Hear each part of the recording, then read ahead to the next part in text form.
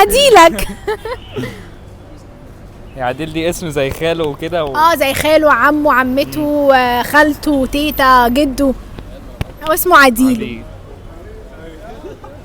عديل ده يبقى اخو مامتي. خالك؟ اخو امك ده خالك. ما يقرب له هو بقى.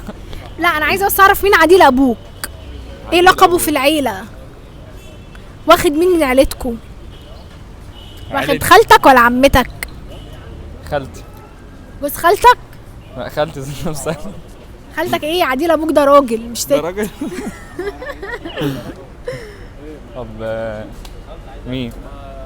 اخو عمتي ولا جوز عمتي؟ اخو عمتك ده ابوك. يبقى عمي. السؤال فيه لف، فيه فكرة. طب انا عايزه افكر.